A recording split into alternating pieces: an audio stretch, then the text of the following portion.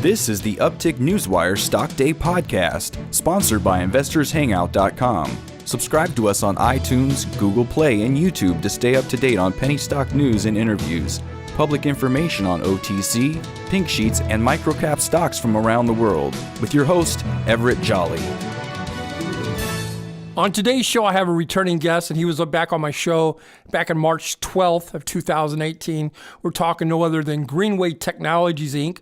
Well, they trade on the OTCQB under the ticker symbol GWTI. And with us today is the CEO, who's going to be moving to a different position. We'll talk about that later on in the show, is Patrick Six. Pat, welcome back to the show. Everett, it's great to be back and be back with your listeners. I trust everything is going well for you. It is. You know, give my new listeners a little bit about statement what green technology is all about. Be more than happy to. And those of you who are fresh new listeners and were not able to hear the March 12th telecast, just to give you, I'll give you a 5,000-foot view. What we do at Greenway Technologies is we have a very unique technology that converts natural gas to diesel and jet fuel through a process known as Fischer-Tropsch. And Fischer-Tropsch is a process that has been around since the early 1920s, created by two scientists, Fischer and Tropsch, both Germans. And long story short, they perfected this because they converted coal in the Eastern Bloc countries of Europe. Since that time, there are 6 plants worldwide, all overseas because of environmental reasons, that make diesel from the Fischer-Tropsch process. We at Greenway Technologies discovered a way to scale down the process that is overseas and extremely expensive. We have scaled it down to a very manageable way of handling natural gas in the United States. And most of your listeners would not know this, but the United States is considered the Saudi Arabia of natural gas. Yeah, we're the largest natural gas in the world. We are indeed the largest natural gas in the world, and increasing daily because of shale gas and the new fracking techniques that are being that are coming in almost on a monthly basis to create more and more gas. The other thing that, Everett, is so interesting is that 50 to 60% of all the natural gas in the lower 48 is stranded gas, which means simply this. There's 2 ways to get gas to market: pipeline or trucking. What we've done is stranded gas, 50 to 60% is stranded. It can't get to market because there's either not a pipeline existing or there is pipelines existing, but the pipelines are running at full capacity.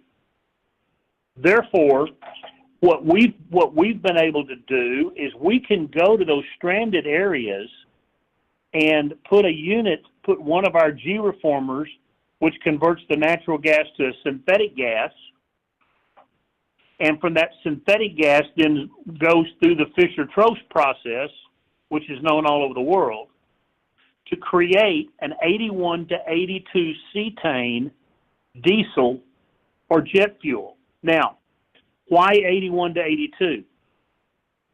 Normal diesel runs between 42 and 43 cetane. Cetane is like octane in gasoline, okay? But that's the reading that diesel works off of. So if you have 81 cetane, you basically have pure product, and it is a blend stock. So it has to be blended with the diesel. But by having 81 to 82 cetane, we have very, very little to no emissions. Therefore, simply said, we can create synthetic fuel at an more efficient, and more environmentally safe than any place else in the world. So let me ask you this, because I'm sure that my listeners want to know this. Right now, you guys are pre-revenues. When are you going to be able to bring that to market and some of that actually fall into the balance sheet that you convert the gas into diesel fuel or jet fuel? Great question. And let me tell you, and I'll do a segue, and then I'll introduce somebody that's very special. Since our last time together, Everett. Yes. We had just completed our operational activation of our first G-reformer, which was a commercial G-reformer, and we proved to the world that we could create, through the G-reformer, synthetic gas. That's awesome. Okay? Since that time, and because of the data received from that testing, we have learned something even good for us, and that is we can be have greater efficiency with the data collected than we thought we could when we first began the test. So we even impressed ourselves, so to speak. Well, that's a good thing. What we're doing, well, it's exciting. We're very excited here at Greenway. So what we have done since this time is we found there are several different companies that need to produce synthetic gas economically, efficiently, and environmentally safe that already have their own Fischer-Tropsch units, but have not found the way to create synthetic gas economically. So, to answer your question, when are we going to get out of being a pre-rev company? We have now, running in parallel paths, the technology for the G-reformer that can sell. We can produce the G-reformers at a lot faster than we can our full commercial unit. So we can then sell our G-reformers or license our G-reformers to the market that needs synthetic gas and create income. And we are in the process now of reconfiguring the G-reformer in order to do that.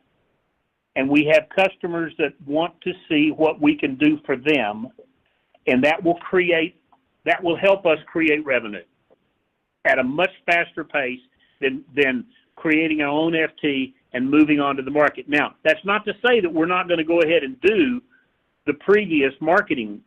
We're running in parallel paths. I see. We'll do this for the revenue, and we'll go ahead and continue to create our own Fischer-Tropsch unit, which then we will have the complete commercial unit. So you think third or fourth quarter you'll actually have some revenues on the balance sheet? I think it's very possible that we could have 1 to 2 G-reformers out by the end of the year. You know, there's been a lot of leadership changes ranging from your CFO to your CEO. Can you bring us up to speed on that and maybe introduce us to your new CEO? It's with great pleasure. I've known this man a year and a half. I've been working with him a year and a half very closely. He's been he's been our chief consultant advisor on Wall Street. He hails from Connecticut. He was born and raised in New York. He's been a past CEO of a publicly traded company. So what we've done is we've hired a CEO by the name of John Olynick. He's sitting here with me now, and I want to introduce you to him. He's a man of absolute integrity, and I trust him implicitly with what we do. And so, John, it's a great pleasure. And Everett, it's a pleasure for me to introduce John Olynick to you at this point. John, how are you doing? I'm doing well, and good to have the opportunity to talk with you. Congratulations on your new position. Well, thank you. And I just briefly, I'll just reinforce our strategy. And sometimes when a new member of the leadership team comes on board, investors or curious people say, is this a complete change in strategy? And the answer to that is no.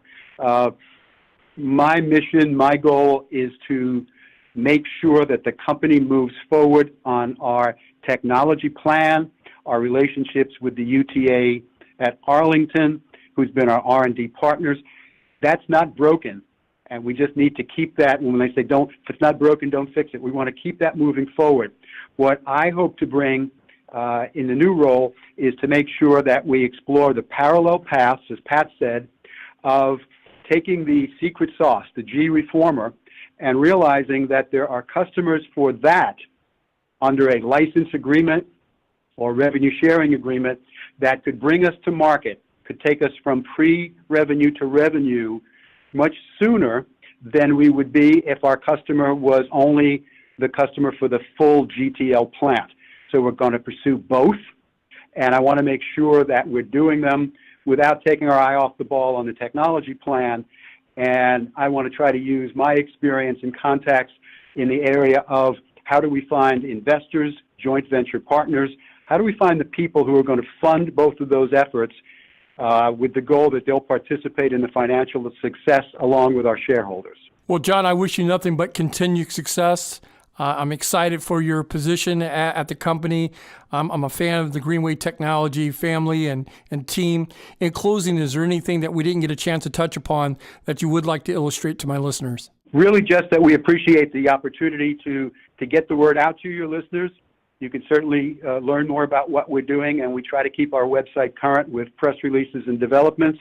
And we think we've just really, we weren't without a plan. We've just revised and tweaked the plan. We think, and in doing that, that will be our investors will be the beneficiary of that, as will our shareholders.